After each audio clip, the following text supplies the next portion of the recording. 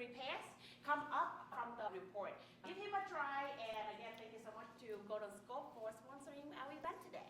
That's awesome. Thank you, May, for speaking highly of them. So for today's topic, I'm really excited because most of our event has been just about earning money, right?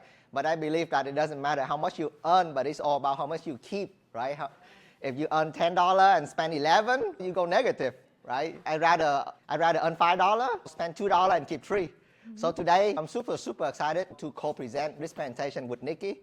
Sorry, Nikki, I told you on the bus. She actually haven't looked at the presentation yet. Can you believe it? Nikki, if I say something stupid, please correct me, okay? But let's go ahead and start it. My name is Huy, if y'all haven't heard about me. And I have been saving. I have been saving since 2018, ever since I came here in this country. I'm gonna put all of this together, right? It starts with the illegal textbook, right? Yes, I'm that guy. I will never go to a textbook store of a college or university. I would see it, I would see the price tags, and I would try my best to go to Craigslist, to go to eBay. I would buy that international illegal version, and I would study the hell out of it. Yes, I am that guy in the school with the art paperback textbook. I know you guys walk around with a cool textbook, paper plated, looks cool. Here I am with the illegal international version textbook. That's how I save money, right? In college. My first paycheck, I got so excited, right? This is actually my first W-2 job.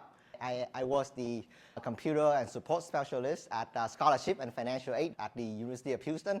My first paycheck, I got so excited. They told me that they're gonna pay me $36,000. So much money for a college graduate, right? $36,000. I got my first paycheck. And I was like, wait, 36 divided by 12? It's $3,000, but when I look at my paycheck, it's $2,000. So where's the other $1,000 go? Oh, there's a thing called Social Medicare, there's a thing called tax, there's TIS, there's this and there's that, and by the time the money got deposited into my bank account, it got cut, it almost 30-40%. That's why I become a student of a tax law, I become a student of saving in general, because it's just really hard for you to move ahead with somebody take the money before you get in, right? Yeah, anyway. So anyway, long story short, I save. How do I put this into context, right? She was my first worker, right? I get as the IT support specialist. I was able to hire, if you guys remember, work study, right? So I hired them. One day, I was just checking my bank account at work. She saw my bank account, $10,000, and she started crying so hard. Yeah, and I just don't get it. And she asked me like, how are you able to save that much money, right? Here I am struggle with keeping a balance of $50 in the bank. So I know that we have a saving problem, right? I am just like her, all go to study, but her spending habit was just really bad. She would buy random stuff. She would do this, she would do that. I see that habit and with no surprise that she was unable to save. I was able to help her, guide her. You should do this, you should do that. So anyway, it turned out to be a really good ending. But that was my first time I see a woman cry so hard and I freaked out. I don't know what to do, but I was able to manage that. Is that what you got on your knee? Huh? That is exactly right. Yeah, so I love working there. I graduated with cash in the bank, right? Yay, I was able to save to college. I applied to all the scholarship that I could get my hand on, save every penny. I bought my first home using 20% down, right? Using my own saving right out of college. So I do believe in saving. I think saving is the fundamental of the American business. You need to be able to save. It's a way faster, it's way safer for us to save and invest rather than start to leverage, because leverage is a double-edged sword.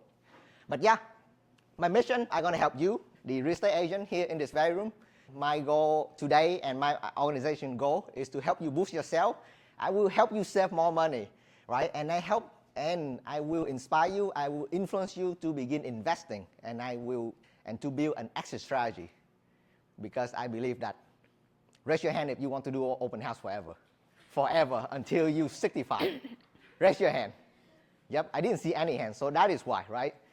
Real estate could be a cruel business, right? We need a way out. And one of the way out is for all of us to invest in actually ourselves, right? Not to go after that 3%, but to actually to become the investor, the buyer on that transaction. Yeah. Disclaimer, go ahead. You have anything? A little bit about me. I can't catch up to Hui because coming out of college, I got my CPA license, studied a lot for it. And most people, after they got CPA, they went for Big Four, corporate, and that's what I did. And then soon I found out my passion about real estate just from like my personal transactions from buying, investing, selling, etc. So I got my real estate license and then joined the team. My main mission and my goal, I don't have 10,000 in the bank account like Hui said, because most of the time when I have a paycheck, I transfer it all out. I just save just enough to pay bills and whatever. That's a good habit. Very good habit. So I might, if I pull up my bank account today, I might not have 10 in the checking account. It's one of my side. I'm so glad you bring that up. Because if I see it, I'm like, oh, should I buy that purse? Exactly. Like, so that is a very good habit. Yeah. But my mission here today is I want to provide a value for our group. One of the reasons why I love our group because we can always have an answer for almost every question. You might not have it, but people around you have it. I want to be that resource for you and for any members that you bring into the group. So if anything, you said, hey, I have a tax question. You might not have an answer for it and say, but guess what? I can connect you with Nikki, our colleague, who is a CPA and a realtor. And my next mission would be get my jackhammer ready and follow Hui and Jenny and start my first BRRRR property. So hopefully I can learn a lot from that. Did you read my presentation? You just mentioned every main point in the presentation. No, I always wanted to do the BRRRR property. Which is a great tax saving strategy, and we're definitely going to talk about it in the next hour. Come over here for a second, because otherwise we can't see you. There you go. I don't bite. But yeah, so if you have any other personal questions, I know some of our friends had come up to me and said, oh, I haven't found my tax, what do I do? Some of the service might not be applicable to you, but I can give you some guidance. Yeah. And just like this disclaimer, we are not tax advisor, right? These are for educational demonstration purpose only. I had a CPA, she's supposed to come here, she bailed me, but I believe the content that we're gonna be presenting is gonna be way better, right? Because your CPA, they don't know just tax strategy, they don't know what you want. You have to be the one who understands the tax law, figure out your strategy, and you tell your CPA what you want to do, right? Imagine if your buyer don't know what to do, how you gonna help them as a real estate agent? You go crazy, right? So know what you want to do and then tell your CPA, this is where I want to go, and only then she can help you. Yeah, but first we need to learn how to save, right? Because without saving, there's going to be no tax saving. So saving is a foundation of financial stability. I truly believe that, right? And why do real estate agents need to save, Nikki? Why do we need to save? Is our income consistent or inconsistent? You might have 5 closings today and you might have 0 next month. And then back to Hui with your W-2 job, they already took care of all your tax for you with a W-4 whenever you come in, they have you file out the form. And then you say, hey, take this much tax out of my paycheck. They already took care of it for you. But as a real estate agent, you have expenses and you get the paycheck $3,000 today, but you have to think, what's the tax liability? What other expense do I have beside that? Yeah. You need to save. Yeah, and especially, plan. Yeah, and actually saving, it allows you to reinvest back in your business, right? Correct. You can swipe that credit card to buy your next fancy lead generation, but it's coming directly from your savings account. You're gonna be thinking twice about it before you spend the money. So it makes you a more responsible person with your money. So saving allows you to reinvest in your business, right? And especially right now, survive market downturn, right? Yeah. If there's one thing that I did right during the boom, I didn't spend all of my money, right? The business is good, flipping is going well, everybody is doing well, right? I didn't go fancy, right? Yeah. I still keep my base, my expense really low. And that allowed me to expand during the downturn, right? When everybody contract, when everybody run out of money, when the party is over, me and Nikki, we have the right powder to go after the marketplace. Yeah. And imagine like real estate market crash and you don't have any saving and now a house next to you is selling for $100,000 cheaper than what it would have been.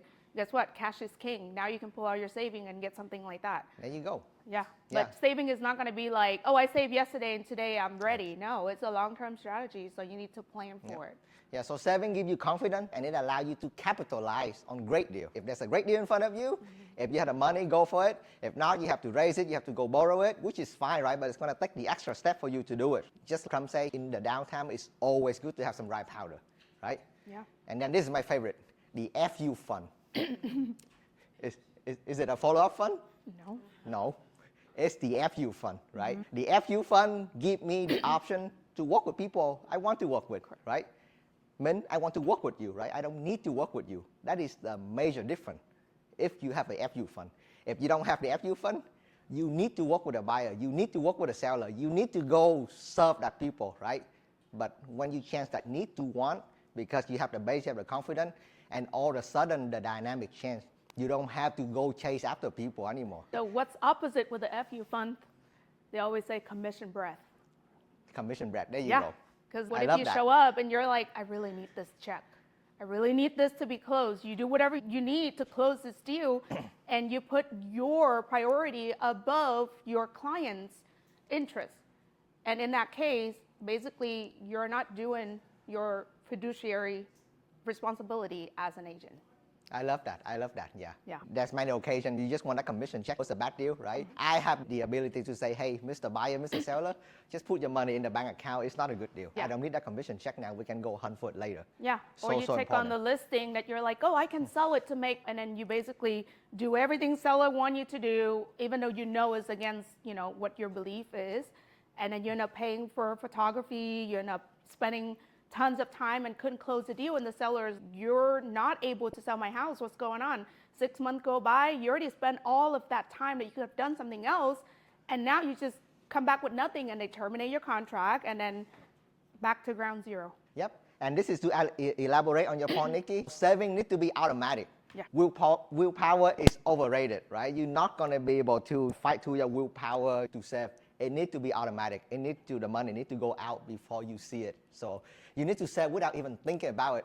And if there's one book that you want to take note, I love this book. It's an older book. It's right in the 80s, but the concept is still the same. It's called The Automatic Millionaire. Everybody needs to buy a copy on Amazon right now. This is just as simple as you get in order to start your saving plan and automatic your way into your first million or your second million. Right? You need to save without even thinking about it. Your own offshore bank account, to Nikkie's point, right?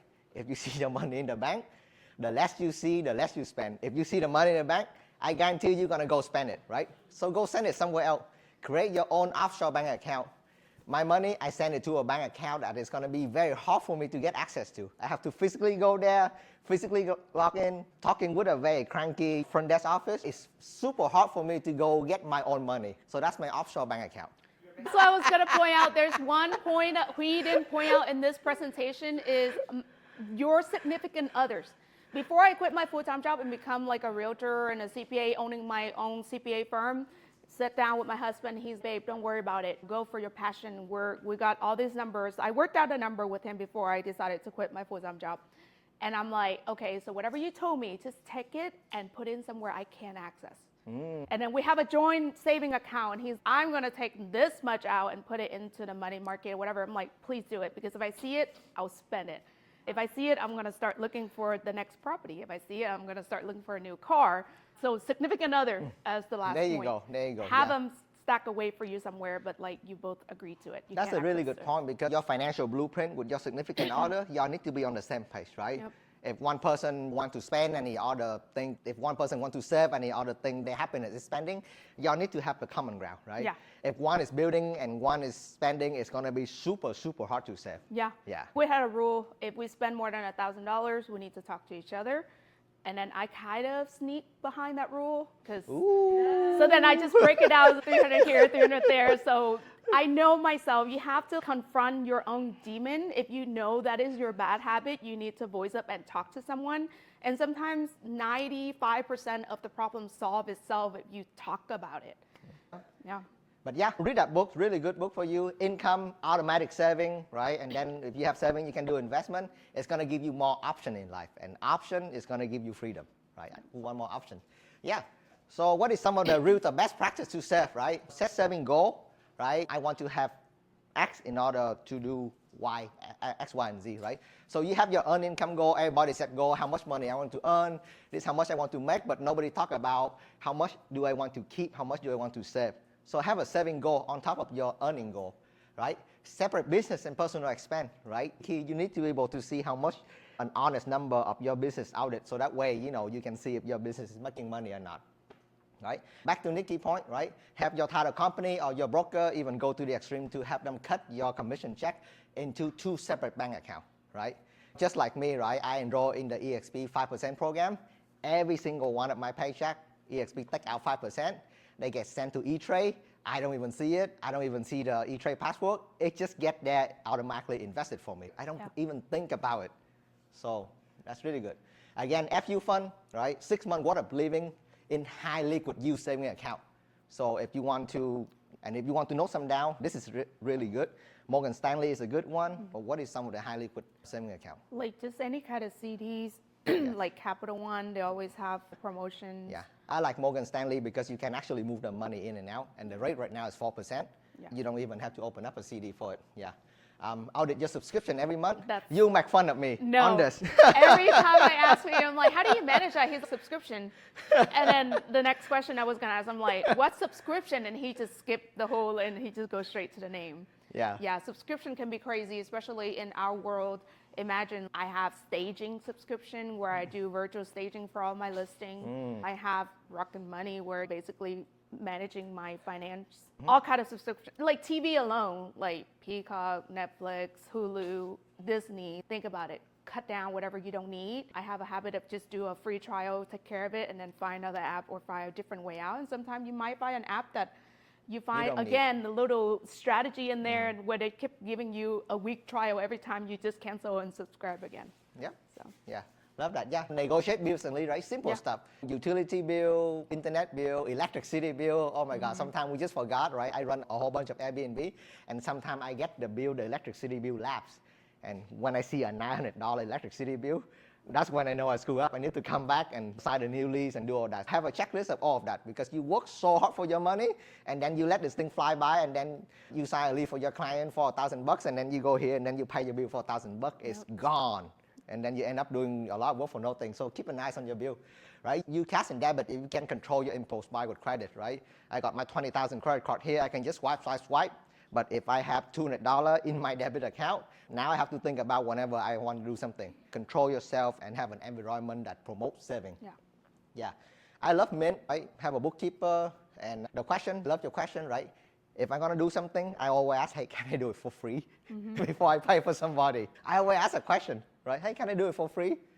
And then figure out, when you ask a question, you figure out the creative way to do things instead of you getting lazy and then keep paying for stuff. So it's actually force your creativity. Yep.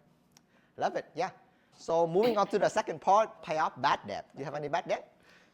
Student loan. Yeah, so good debt make you rich and bad debt make you poor. And student loan, yeah, we talk about that, right? We will talk about it. Yeah, so good debt, there's good debt and there's bad debt, right? So sorry, Dave Ramsey fan, right?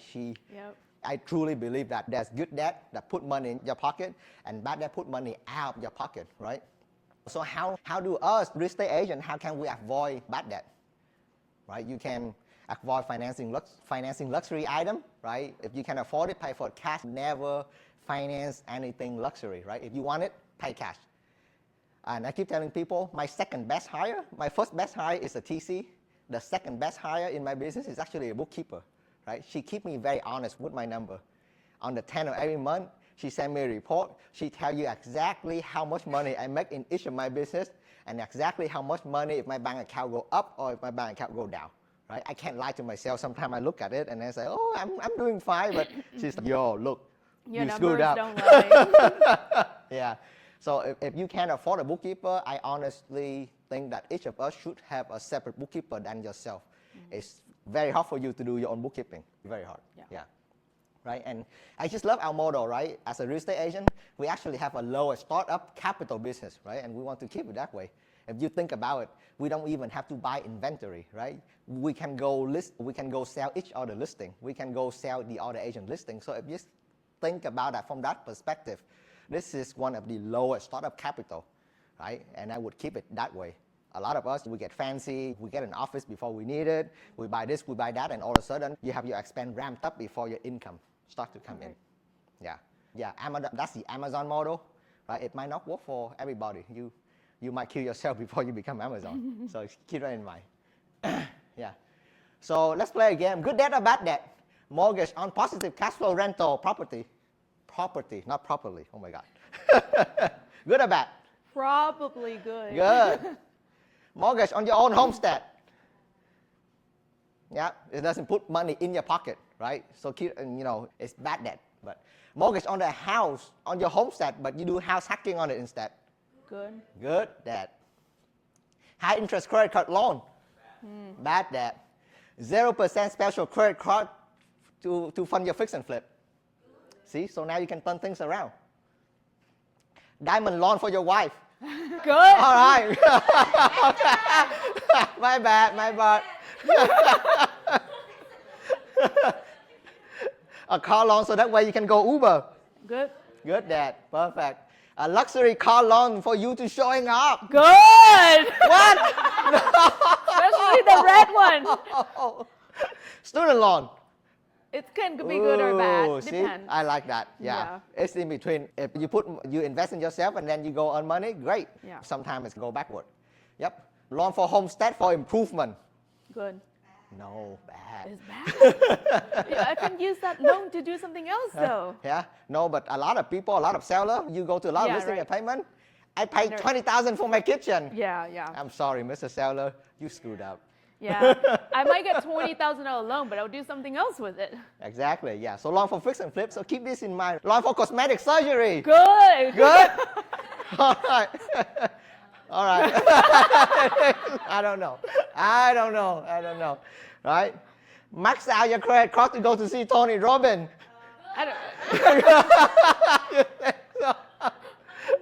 I do know a person that put down $50,000 to buy all Tony Robbins course. I was like, holy moly. I hope you get the most out of it. But man, what an investment. But anyway, I love to live in the wedge. I'm not sure about you, Nikki, but the wedge, they represent saving and accumulation, right?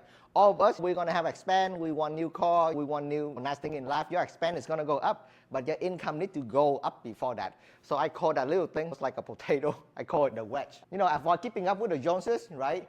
If your expense equal your income, and then that thing disappear, right? That's when you start to living paycheck to paycheck. That's when you start to run into all kind of problem. Your FU fund is gone. That's a very dangerous zone to live in, and it's no fun. If you have extra commission, stack it up to invest later. The larger the wedge, the more option you have. So my goal for everybody in the room right here is go home and make your wedge bigger. Yeah. If you have to blow it, we all human, we all creature of habit. If you have to blow it, make sure you have to blow it on something that is worth it. We have a control burn account. So back then when I feel itchy and I want to really burn your money, I do actually deposit all my money into what I call a checking account. It's called a burn account, right? So every paycheck, every my commission, I would deposit like $200-$300 into it. Mine would be a 529 account for my kid. There you go. If I feel like I want to buy her a toy, I just go ahead and put in there. There you go. If you don't control your burn environment, and then you might go pay for something that you will regret it later, right?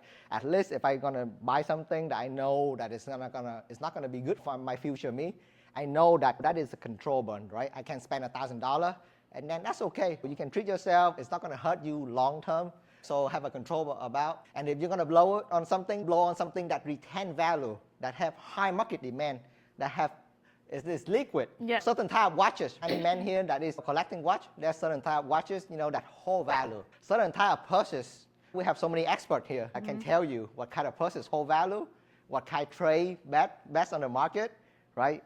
Certain type of car, like the exotic car, they hold value really well. Certain type of whiskey. I have a friend that I thought he was wasting money on whiskey, but when I actually look it up, Jesus Christ, these whiskey bottles, they go up in value faster than money. That is crazy. A jet, right? Yeah. That's where, people with money, they buy a jet because there's a reason for that, right? Gold and silver coin, right? These things is called God money, right? Your US dollar, it might be gone 100 years from now, but you have a piece of gold. You can pass it down from generation, from here to different country. Everybody value gold. So gold doesn't lose money. If you have to blow it on something, might as well blow it on this list.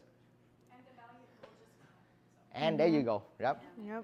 And travel hack too, right? I got a friend, she go crazy with travel hacking. I think Lily, maybe you can teach a class on this, right? When I saw some of the ticket and how much you pay for, Jesus Christ, you are living large, right? So always ask the question, right? I love this question because this question, they force you to think, right? If I have to buy something, if this is a big purchase, does this item move with inflation or does it move against inflation, right? Housing move with inflation. Mm-hmm. So if you buy stuff that move with inflation, it doesn't matter if you blow it or not, you're gonna be okay.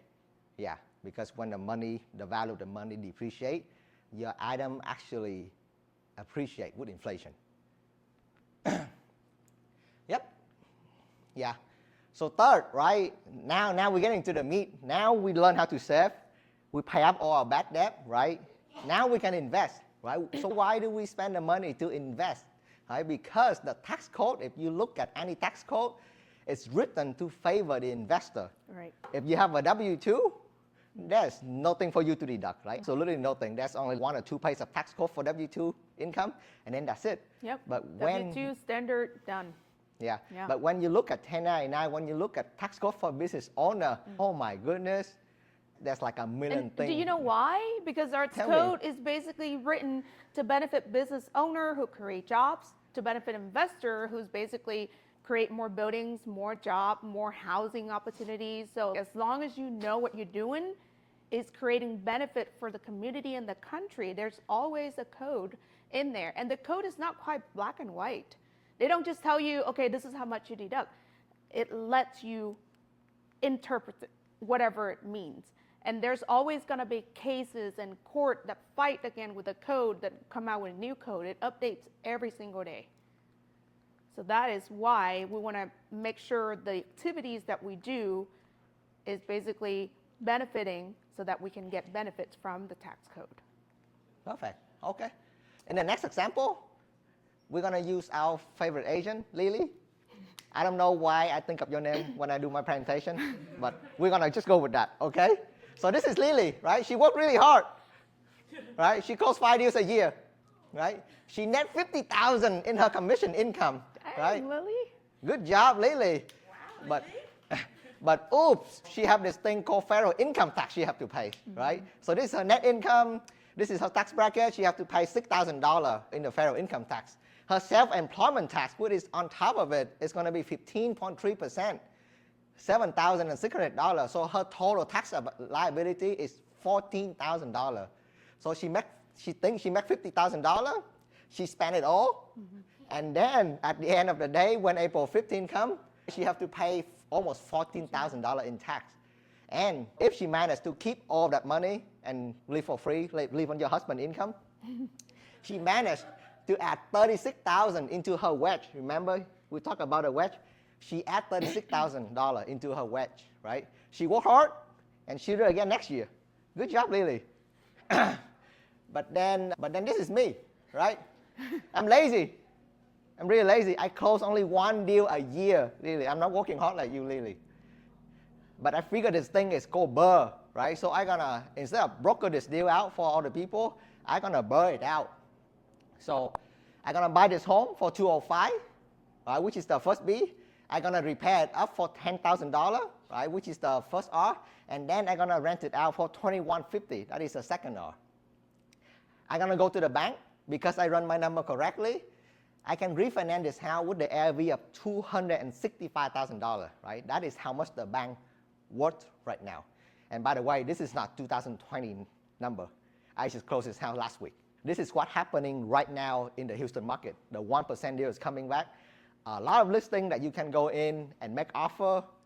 People 2 years ago, they just say, F me, get out. Now they talk to me. They're like, hey, let's have a conversation. Let's work the deal out. This is the buyer market, guys. Take advantage of it.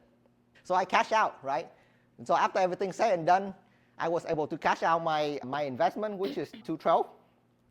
I add $53,000 into my wedge of equity in just one deal. And I'm lazy. I don't work hard like Lily, right? But I was able to add the whole $53,000 of equity into my wedge at 0% tax rate. How about that? When you pull money out, you don't pay tax. Correct. You don't pay tax on loans. It's not a taxable event. No. Yeah. Boom. And then I repeat. So taxable event versus non-taxable. Nikki, help me out. What is a taxable event? Taxable events is like any activities that can trigger the IRS say, hey, pay me tax. Compared to non-taxable event is you could still do it, but it doesn't create any liability as of this moment. It still might create liability later, But not not right now. Yeah. So example of taxable event, selling an asset for profit, Yep. earning income, receiving a commission. Those are taxable event. Non-taxable event, refinancing a property, taking out a loan, rolling over a retirement account. These are not taxable. 1031 exchange is a lot 1031 of people exchange. talk about. Oops, yeah. Oh yeah, game again. Okay, selling a house for profit, taxable or non-taxable? Taxable. It depends though. If it's your primary, then it depends. Exactly. So selling a home for a loss, well, you lose money, so there's no There's tax. no tax. Which is, if you're a flipper, you worry about right now, it's a real loss. Yeah. Selling a homestead house, your house. You There's have a limit. limitation. Yep, but there's yeah, a limit. usually, Up to, I yeah. think over here is up to $500,000. 500 for Yep, for a married. couple. Yep. Yeah. So it depends, right? Cash out refinance, Nope. not taxable. Access equity in your house using a HELOC. Nope. Yep, everybody should write it down, right? Don't sell your house. There's a way for you to access your equity, right? Access equity in a house via line of credit. Nope. Not taxable. If you have a rental portfolio, go down to the loan down there, right? A lot of community, small bank, they do this kind of loan. Not Chase, not Bank of America, but your small local bank, you will have a lot of live product for you to tap into your equity without selling your asset. Yep. 1031 exchange. Yep. Real estate agent commission. Yes. Heck yes. Taxable. Big one. Oh my God. Tips. If you Right now, the rule is still up into debate. I'm not sure if we're going to tax the tip or not. Yeah. The tax rule always change. You need to pay attention and see what is the current administration is doing. Win the lottery. Taxable, Yep. 40%. Oh my God. Withdraw from an IRA early. Yep. Heavy one Taxable. with There we penalty. go. Yeah, and penalty. Roll over 401k to a self-directed IRA. Nope. And then after that, you can tell your client to use that IRA money to invest in real estate. So these are actually talking point for you when you talk to your client. They think that they don't have money. They might have money somewhere else that you might be able to pull to help them invest and net more money in the 401k. Yeah. We talk about Ken. Where's my guy with Ken, right? If you wonder what your country wants you to invest in, look at the tax law, right? The tax law incentivizes you to see which part of the industry that the country needs, and then they incentivize you to invest in, right? So, real estate professional, do you work more than 750 hours a year in real estate? Anybody? Yeah. That's 14 hours a week. I know a lot of you here, y'all work more than that in a day, right? So we all real estate professional, right? So we have the status, right? And this status, correct me, Nikki, it allows you to use your rental loss as an Right. active income to offset your commission, W-2 your and W2, commission. your 1099, There's or a even the sale of limitation property. on that though, Yeah. because if you have a full-time job, you can prove out you can work 1,000 hours. IRS will not let you claim real estate professional status. Okay. So And- that there's a bit tricky Yeah. in there. Yep. And we have a hack for that, which is on my next slide. Yep, but for us, for the people in this room, there's nothing for you to worry about unless you have a full-time job, and then things get tricky. But all of us here, we are a full-time real estate professional. So take full advantage of this law, right? People with W-2, they are dying to get into this, right? Yep. They're dying to be qualified, and we all here will qualify, and Yep. we don't take advantage of it. Now, What if the you hell? have a full-time job and your significant other is a stay-at-home mom or stay-at-home dad, and you have a bunch of rentals, and that person, your significant others, does not need a real estate license in order to prove out that they're real estate professionals. They just need to keep track of their hours to make sure to prove to the IRS. Let's say the travel time to your rental house to fix up AC or change a light bulb, document all of that, and then your significant other could actually claim that status and offset your current W-2 on your full-time job, if that makes sense. So like I know one of the agents has a full-time job. He might be single, so it might be a good chance you should get married soon. Just save on tax. Okay, so moving on, right? So all of us here is a real estate tax professional, but what about that thing, the tax loophole thing, the Airbnb, the STR that people talk about, right?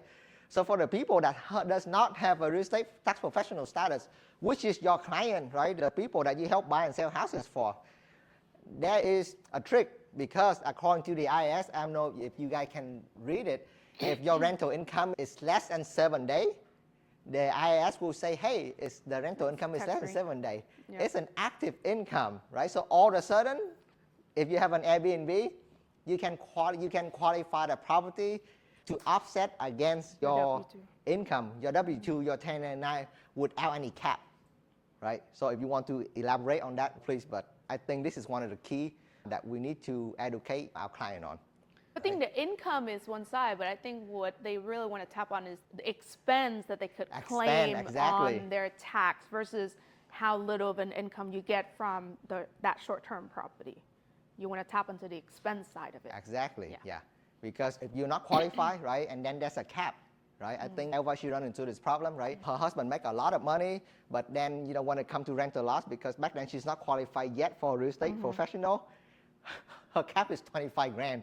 And then if your husband make more than $200,000, boom, it's phased out. Yep. So you stuck. But if you have an Airbnb, this is gonna be a loophole for you. You can legally get in and deduct all of your Airbnb expense, the toilet paper, the napkin, the furniture, the whatever it is, you can deduct it against your active income. So good for your client. Yep. And let's not talk about segregation cost study. Yep. And I didn't even touch cost segregation because most of our house is still smaller house, so we even haven't touched it yet. And we still file a bunch of saving already for our client. So Lily, again, she attended a class. She got smarter. She know that now she's a real estate professional and she learned how to buy a rental property now. So on top of her 5 deal, she managed to buy a house, right? On top of her 5 deal. So she just do one extra deal a year. But instead of doing it for other people, she's doing it for herself. So how much did she pay for tax? Let me go back. So how much did she pay for tax? Anybody want to know how much Lily pay for tax now? I hope so, but not quite yet, not quite yet. Oh, and she used me as a real estate agent. Thank you, Lily. So here I am, right? Run all the number for Lily, and then I got paid 2.5%, right? That's how little it is compared to how much the number you will see Lily making. So I represent her. I show her like a bunch of houses, and then I make an offer. They negotiate my commission down to 2.5%, right? And I'm good enough. I like Lily, so I give the deal to Lily. So Lily, you're welcome, right? So now she gets smarter. Instead of making $50,000 versus creating $50,000, now she's gonna make $50,000, and in the same time, she will create a $50,000 as well. So if you look over here, let me see if I can slide. So Lily again, right? She worked hard. She closed 5 deals a year, and she did another birth. She still net $50,000 in commission income. She net an additional $4,000 after her PITI on her rental, right? She followed the rule. She know how to bill correctly. She understand the 1% rule, right? She have $200-300 after everything said done every month. So every year, right? So every year she make about $4,000 if shit doesn't happen. If shit happened, the AC broke out, and then now she go negative. But for now, let's just say that she was able to make $4,000 on the rental, right? So the active rental loss after the depreciation, because remember, you can depreciate your rental property. So the active rental loss is $12,000 after depreciation and first year bonus depreciation. You want to explain a little bit? Help me out about the first year bonus depreciation. The IRS had a code on certain properties. Let's say instead of depreciating a building of 27 or 28 years, you could actually take the big chunk of that depreciation in the first year. Now it can always change. There's some years that could be like 100%, and then it goes down depending on our administrations and the rule change with it. And I think currently we still have about 60 or 60% if you file for 2024. And then it phase out to 40, 20, and then the last year will be 0. So that's why you see a lot of activities in the current market or even the years before, because people want to capitalize on that depreciation. Now, why? So you're telling me if I put in an AC for $8,000, for $10,000, I can depreciate around $8,000 on my first year? You could. There you go. Yeah. Depreciation. Yeah. These are not expense. Yeah. And then when you go to your favorite lender, they're going to be able to add back the depreciation so Correct. it doesn't hurt again your DTI, your income ratio. Yep, especially That's the if you're key turning ahead. difference between depreciation and expense. You need to put your item on the depreciation column. Yeah. If you give it to farm or to your lender and then everything is going to expand, he's going to be like, He screw can't this add it thing. back. He can't add it back and Yep. then you screw. You cannot buy your next house. Yep. So put it on the depreciated item. New carpet, new AC, new cabinet, all of these you can depreciate in your first year. Crazy, crazy, right? Yeah. So good. Yeah. And you're always wondering, like, why are we doing this? Because we want our money now so that we can do things to it. And plus, if you depreciate something right now at your tax bracket at 27 something percent earlier as demonstrated, well, later on, if you ever sell it later, it's going to be recaptured somewhere later on down the line, but it's going to be at the capital tax bracket. Could be 0, 10, 15%, depending on how much you make in later years. So it's safe both ways. Yep. So it's really good strategy to have. Yep. Yeah. So back to Lily again. She made $50K, right? Her rental income, she was able to lease their house out for $2,150. Her annual rental income is $25,000. This is her total income, but her tax deductible expense with all the depreciation, she was able to depreciate $40,000 because of the rental. Versus when she don't have a rental, she wasn't able to deduct anything. So all of a sudden, she make more money. She was able to depreciate the building, the bonus depreciation, almost $40,000 in depreciation. And all of a sudden, when it come down to paper, she actually lose $12,000 on paper. So wait, she make money for real, but she lose on paper. Oh my God, how beautiful it is. Yeah. Self-employment tax, she still have to pay for it, but she was able to reduce her federal income tax. And all of a sudden, instead of paying $14,000, Lily now pays $12,000 in income tax. So she saved $2,000. She actually make $4,000 and she saved $2,000. So her net is $6,000 in just one house. And that's not it. So if you compare Lily version 1 and Lily version 2, she got smarter, right? She was able to still make the income here, but over here, she make $4,000 in rental income. Somebody's paying off her mortgage. She saved $2,000 in paying federal income tax. And she add $53,000 of equity into her balance sheet. On top of making the money here, she probably spent it already, right, Lily? She probably, you go to Seattle, you travel, and this money is gone. But over here, it's stuck in the house. It's stuck in your equity. It's very hard for her to get it out. So the money stay there with her. And that number keep growing. And that number keep growing yeah. because the tenant paying it down. Yep. And the future Lily is going to thank the current Lily later, right? Because the money is actually there. Boom. But wait, that's a problem, right? You see the tax saving? Why is it so little? $2,000. It's only $2,000. God damn, that's a lot of work for $2,000. Nikki, too much work. Why is that? Because there's two types of tax, right? If you guys noticed already. Self-employment, us, we pay two tax, not one. There's federal income tax, right? And there's this thing called self-employment tax. That was like 7,000 or something for Lily You cannot earlier. get rid of it. Yep. You cannot get rid of self-employment tax, even with the real estate professional status, right? Real estate professional status, it will reduce your federal income tax. But when it comes to self-employment tax, yucky, right? Whatever 1099 EXP sent you, 15.3% of that go directly to the IRS. You screw Lily, you cannot get away from it. There's no way for you to deduct that money. It just doesn't. This is me, Nikki, when I do my TurboTax and I keep deducting, and my self-employment tax stay the same. It's like, why, right? And then I figure out there's two different types of tax, right? It doesn't matter how much you deduct on your federal income tax, this thing stay the same. Unless what? So Lily got even smarter now. Oh my God. She worked with her lawyer and her CPA to form a structure to reduce or eliminate her self-employment tax, right? So this is my gift to you, to everyone here in the room. If you haven't get out of anything today because it's so complex, go home and do this right now, right? Track, as of 2024, they allow you to form your LLC instead of paying you, right? And then back then, if you want to form an LLC, you have to become a broker, you have to go take a test, you have to do this, you have to do that. Now, Real estate agent, you can just go file. I know the process is stupid. They are dumb, they are slow. Go get it done anyway. Go to the hassle, get it done. Get EXP to pay toward your LLC. Self-employment tax is an additional 15%. If your net income is $100,000, you pay $15,000. There's no way around it. If your broker is paying to your Social Security right now, you're paying the highest tax rate. Mm-hmm. And this is what I like to say, you're walking around naked. Everybody can see how much you're making. There's no asset protection. There's no shield. Anybody can pull it up. You're walking around running naked. Everybody can see how much you're making. It's crazy. And yet this is a lot of us right now. We don't understand about this tax structure. We just have our Social Security, and then we have the income paid toward it. Worst thing you can do on a tax perspective, right? There's different structure, right, to legally reduce and eliminate self-employment tax. Privatize your income, right?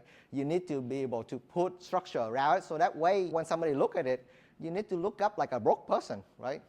If you look at Jimmy right there, right? He's the richest guy in the room, but he looked broke, right? That's what you want to be, right? So licensing, now you can register for LLC, S Corp. You need to register that directly with TREC. And after that, you notify your broker, you notify EXP, and boom, right? Now you're in business. Your LLC can move around. That's a beautiful thing. It can move around. It can have babies. It can have baby. Different people can own it. It can transparent. It's just so many different ways that you can do with your LLC. But if it's you getting the income from your broker and then you stuck, there's no way for you to move. And Uncle Sam is just going to keep taxing you, right? Yep. Because he loves it. Yep. Homework, if this is too complex for you, go home today, go to TREC website, register your LLC with TREC right now and consult with your tax advisor, right, to see if there's a way for you to reduce or even eliminate the 15% self-employment tax, because now you're no longer employed, right? You're no longer self-employed. You take a distribution from your LLC or from your LP. That's a whole complete tax structure. Yep. Yep. The rich is rich, yet they own nothing. Jimmy, you own anything under your name? See? You can't even look him up. It's like a ghost. So that's what I want everybody to think when it comes to asset protection, right? You need to be able to acquire asset, but you need to figure out a way to privatize it. Otherwise, it's super dangerous, right? So Lily, you got smarter, right? Not only you get your commission, yeah, you do your BUR, and now you work with a CPA, and now you form a tax structure to reduce your self-employment income, right? Let me go back. Yeah. So if you look at the third column over here, nothing changed except that on her self-employment tax, she was able to reduce 50%, right? I'm just giving a number. And all of a sudden, her income, her tax liability from 14,000, it go down to 12, and now it's go down to 8. Boom, so you save another $2,000 just by talking with a CPA, right? You want to write this down? This is more like a mindset, but it's super important because I see all the realtors go out there, I want to make $1 million, I want to make $1 million, I want to make $1 million. When you make $1 million, you pay tax, 40%. But when you create $1 million and you pull it out, you pay no tax. Yep. Keep that in mind. Which one? So what is going to be your goal now? You want to make $1 million and pay tax? Or do you want to create $1 million using BUR, using whatever tool that you have available, and then you can pull the equity out, have somebody pay for it, and you pay zero tax. It's not a taxable event when you pull the money out. Boom, it should be a light bulb go off. I never want to make $1 million, guys, but I do want to create $1 million. Yep. And then I pull it out. I do whatever I want with it. This one is like a sweaty million. Yeah. It's not easy. So, Lily, can she get even smarter? Oh my God, this is so good already. But man, she talked to her CPA in September. Anybody know why? Why it has to be September? Why it can't be December? Why it can't be January? Why Lily need to talk to her CPA in September? Because exactly, you can plan for it. It gives you time to plan. If you talk to your CPA in December, too late. There's nothing you can do. There's no way for you to sell a house in a month. There's no way for you to do X, Y, and Z before the year is over. You screw, but she's smart. She talked to her in September. And she was like, hey, Lily, I think, your tax liability is high. If you buy something, we might be able to deduct it more. And she was like, all right. So guess what? She go buy an Airbnb on December. Smart. Why December? It's right before the year end. Exactly. So her Airbnb actually make no income. Yep. You make zero income on your Airbnb, Lily. But according to the IRS, You can depreciate it. if the house is operational, you can deduct the hell out of it. Ooh, so smart. So it's get married right before December 31st. You're married for the entire year. So what is the easiest thing you can depreciate in Airbnb, everybody? Nikki? Lots of it. All of it. Everything. Yeah. Jesus Christ. Furniture, Everything you can table, coffee, up 1,000 rolls of toilet paper if you have to, and then use it later. I know Jimmy. He buy 2 Tesla. He talked with his CPA in September, and instead of buying Airbnb, he buy a vehicle that depreciated. That would work as well, right? But over here, I can just buy 1,000 rolls of toilet paper. Totally tax deductible, right? You eventually gonna use it, but you get to deduct it in December, now, like right now. Yeah, you need to find a place to store it though. That's a lot of toilet paper. I have a rule with my client. I meet them up every quarter, no matter what. It's like even if it's just a quick phone call, any major event, anything I should know. 1031 exchange, for example, you need a lot of time. Yeah. You can't just wrap everything up in 180 days. You can't identify properties within 45 days. That's impossible unless you know what you're doing ahead of time. Yeah. So just, again, don't wait till September either. But if you have a plan, talk to your CPA. Yeah, so, there's a thing called place in service rule. If the house is ready to go, furniture is in service, toilet paper ready to go, you can deduct. Even though your Airbnb got listed on December 31st and you get no booking. So what does Lily pay for tax now? 0? I wish. Still Not some yet, in not there. yet. It's getting close. It's getting close. So all of a sudden, let me just go ahead and pull up the slide. Yeah. So if you look at the last column, everything is the same, right? She saved up $8,000 until this point. But all of a sudden, she buy an Airbnb that make no income, so her income stay the same, right? But her deduction, she was able to deduct $20,000 worth of toilet paper, right, on her Airbnb. Man, that's a lot of toilet paper, but it's totally deductible, right? So she buy $20,000 worth of furniture and toilet paper. She put it in the depreciation, not expense. The taxable rental income, all of a sudden she have an additional $20,000 paper loss, which is $32,000, right? So all of a sudden her taxable income, it dropped down to only $17,000, right? And she still have her self-employment tax structure. She still be able to save 50% of it. She pay $1,000 for her income tax, right? Combined with the self-employment tax. So all of a sudden, from the first Lily that paid $14,000 in tax, now she pay $5,000. Congratulations, Lily. You just saved $10,000 and create a bunch of equity for you and your family, right? You have your rental income from the birth. You save $8,000, almost $9,000 in tax. You have $53,000 of equity. And I haven't even factored in if you learn how to buy a good deal, right? You should have equity in the Airbnb, in your Airbnb home as well. So all of a sudden, just 2 extra deals, and you are like 95% better than all the real estate agents out there that is trying to close 5 more deals, 15 more deals. They would never be able to do the same thing that you just did. It would take them years in order to get to your level, right? Because you learn a hack. You know me.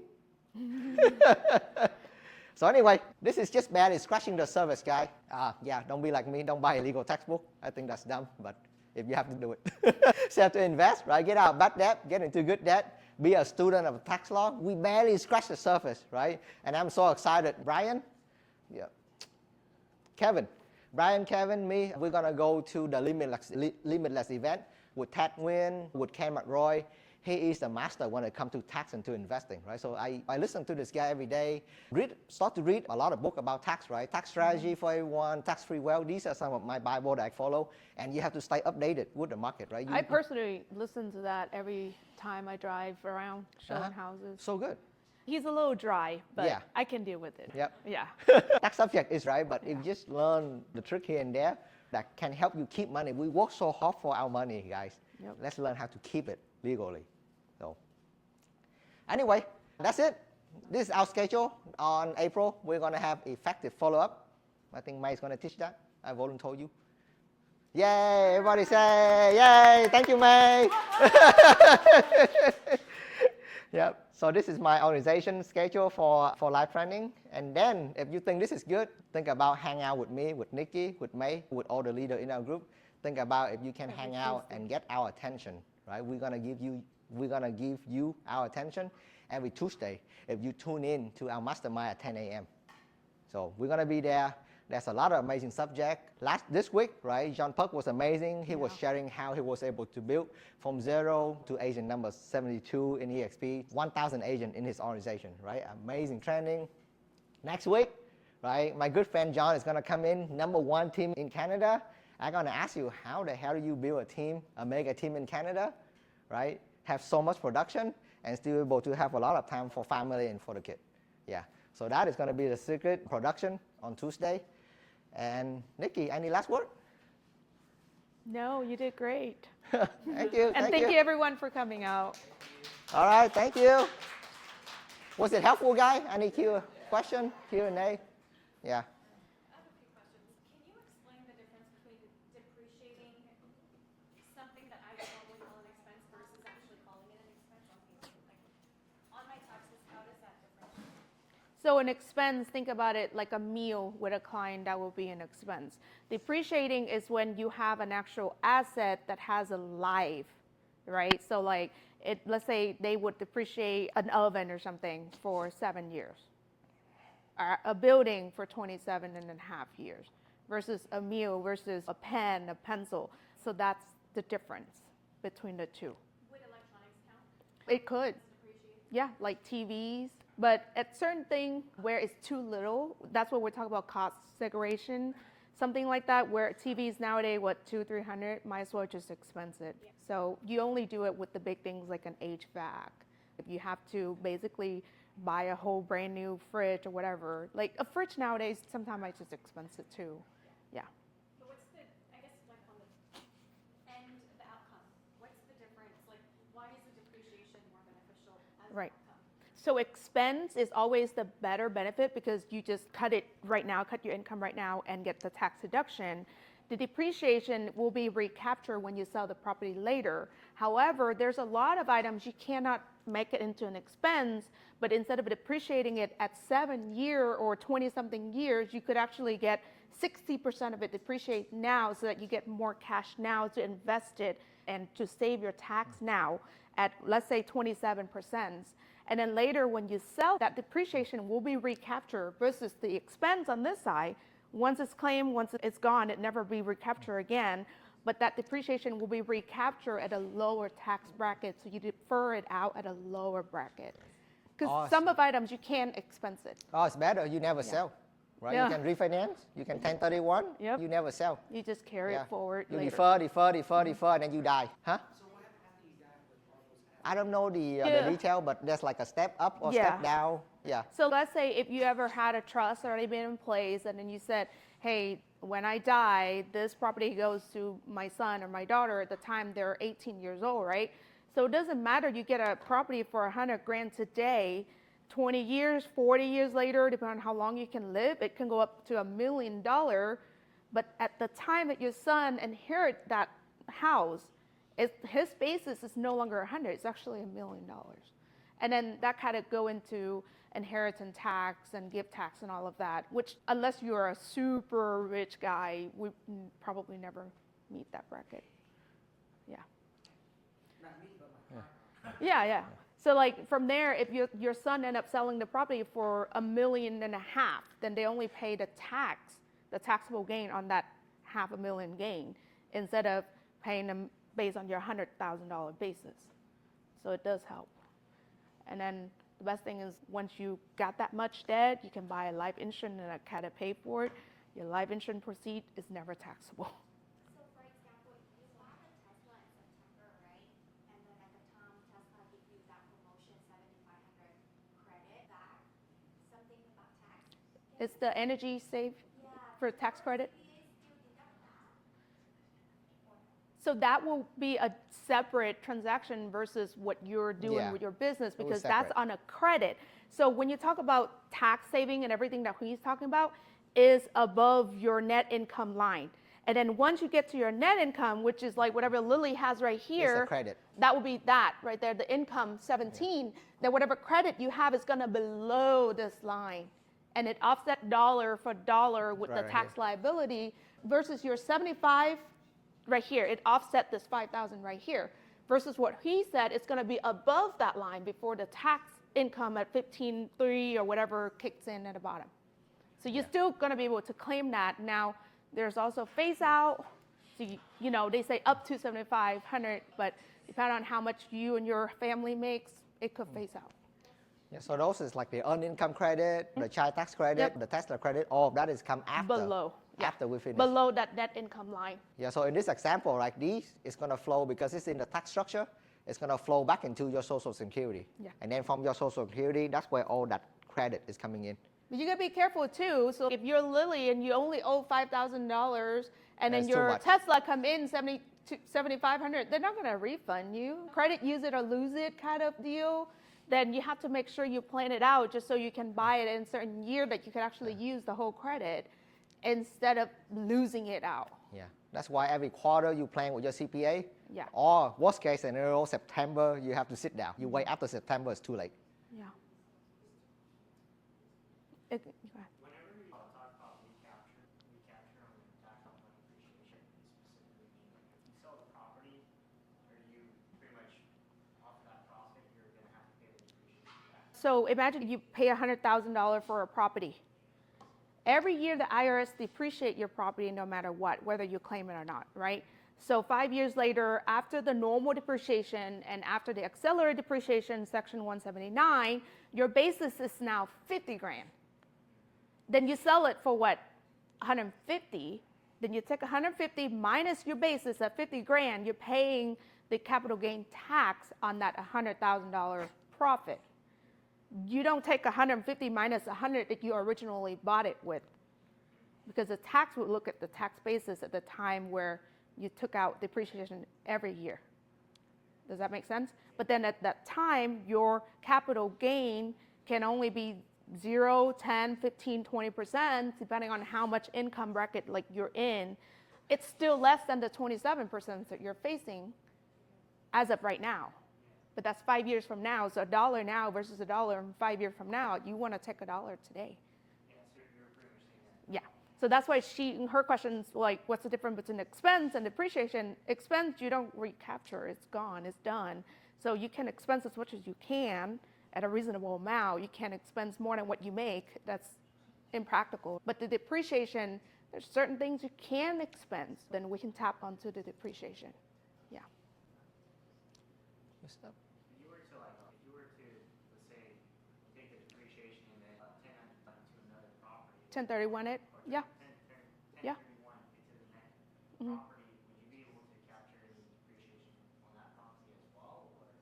No, because then your basis is still $50,000 basis. And then you need to sit down with your CPA. You need to identify a property that fits into both value and equity line in order to qualify for a 1031.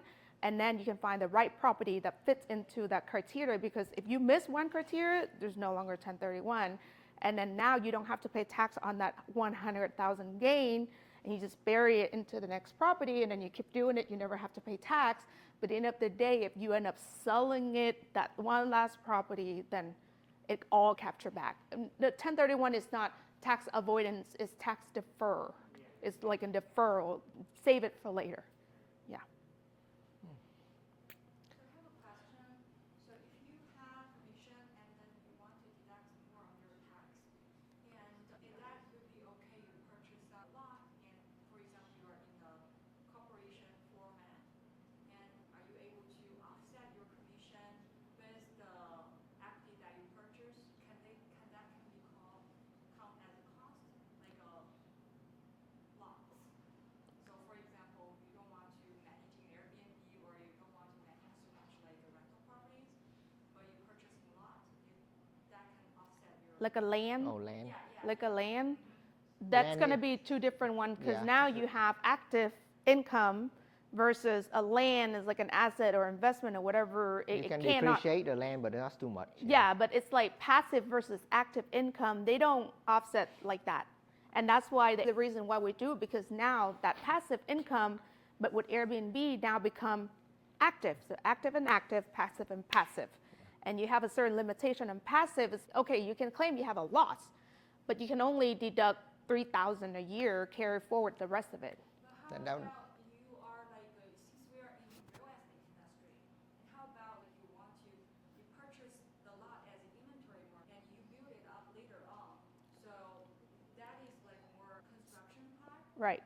but that is So now the lot is actually your inventory. So if you think about you buying a purse as your inventory, that cost, whatever cost to obtain the land, it's your inventory cost. You only have taxable event. If you sell it, if you buy everything combined, it's $50,000, you sell it for $70,000, then that $20,000 gain will become taxable again. So the land is a little tricky compared to a house where you can actually, have an activity in it because you don't do anything unless now you can rent it out as, let's say, RV park where you actually have activities going on with it. Otherwise, it's just like an inventory that sits there. Or you can build something on it, then you can actually make it into an active event. But if it's just buy a lot and just empty and sitting there, yeah. Yeah, because I know some construction company, they purchase, especially in Houston, they purchase a lot and sat there for 5 years, and then it's starting to build on it. Yeah. Build for Airbnb. Yeah. We, for a real estate agent, sometimes we're busy for deals, and sometimes it's hard to managing like the Airbnb. And do you like have a reference for people who is managing? We have a They couple, do? talk with her. Yeah, we have a couple in the team that actually do Airbnb management. Yeah.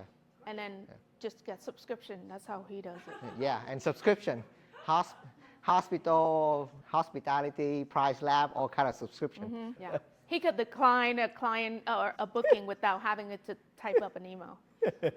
Yeah. Yeah. Yeah. And that's one thing I like about our group. We always have an expert in something. Yeah. Another question, how big is the saving difference if you have an LLC as an agent, you have an LLC versus an S corp? So LLC is a pass-through entity. It still count as your regular income. Now with an S corp, so let's say if you make $100 in LLC, it flows through your LLC and flows straight to you. You still pay self-employment tax. S corp, you make $100. That means you don't make it. Your S corp make it, right? So your $100 now after your expenses and stuff, and you pay yourself $5, and that's how much tax you pay. No, on top of that $5. So let's say all of that $100 your S corp makes, after all expense and everything, you pay yourself as a salary of $5, and you pay tax on that $5. So that helps. Is there a requirement in terms of how soon you can file as an S corp? So I think between 30 or 60 days right after you incorporate your LLC, you have to file for an S corp. Now there's a lot of people that are late or they're not aware of this rule. CPA can always come in and can say, oh, I'm sorry, it was my advice, I file hers late or file your S corp late. IRS sometimes still can be lenient and let you claim your S corp as of last year if you create your LLC last year. So there's always things around it. That is a very complex question, and there's two parts to it. There's a lawyer that set up the asset, and there's a CPA that run your tax. So your question is actually a very complex and personalized question. Yeah. That will be require a sit down, yeah. Because if you don't do it correctly, you end up pay tax here, pay tax there, and then it gets super complicated. Yeah, Yeah. my CPA told me to wait, just wait, and I'm like, Yeah. what are You need to talk with a lawyer first, Yeah. an asset protection lawyer, and then CPA come after. Yeah. And then sometimes it's worth it to create, but sometimes it's a lot of hassles, a lot of paperwork, lots of filing, lots Yeah. of money to go into creating Yeah. these LLC and maintaining them every year. And then you close 1 deal a year. Yeah. And then like think about like whenever you create your LLC and you put your home address, guess what? Whoever look up your LLC, they know where you live. A lot of planning. Yeah. Next question. Yes. So go back to the $85 on Washington receipt. So the S corp have to pay their own tax, right? Yeah. So they have to pay their own tax, and then your income that from an S corp, you pay at your own tax rate. Yeah. So that's why it's a very personalized sit down question. Yeah. Yeah. every tax structure is very different, but depending then on you- your income level. Yeah. To see if it's worth it to make that happen. Yeah. Yep. Cool, cool. All right. Networking time. Congrats, Lily. We've got one lost more mother. question. One more question. Go ahead. When you mentioned you pull your cash out from the investment, does it affect your interest rate? When you pull it out, you need to work with a lender and see what is a current market rate. Yeah. So whatever the rate right now, 6.5%. So if I were to do a cash out right now, it's going to cost me 6.5%. And you never want to pull the money out if the income is not enough to support the mortgage. Yeah. So only pull out enough so that the mortgage income can still support the mortgage. Yeah. So when you pull the money out, you have to, for example, if you pay that property in cash, do you need to wait for 1 year after that to pull it? Talk with your lender, but there's a lot of different ways now that you can shorten that time. DSCR loan, 6 months. 6 months. Yeah, there's a lot of way around it now. Yeah. Yeah. And for example, if you use hard money to buy that, There you go, then it's even faster. See? but you can only take out the money on what you own on the hard money. You could. 80% of the ARV. No, some lender depend on your loan program. A lot of the program, they based on the ARV, not the cost that you put in. No, but what she meant is you don't have to take out a whole 80%. No, you don't have can, to. Yeah, you can take out 50. What's Yeah. the answer? Yeah. Uh-huh. Yes. Yeah. Because I have heard, like some other loan program, they say you can only take out the money to offset what you own. Which is a lot of community lender, like the bank downstairs, they will do that. But then if you have a good lender, there's so many different programs now that you can kind of wiggle your way around it. Yeah. Yeah. Worst case, you wait 6 months, right? After 6 months, it's appraisal value. Yep. Yeah. Do you have to create a LLC before you open the escrow? Yeah.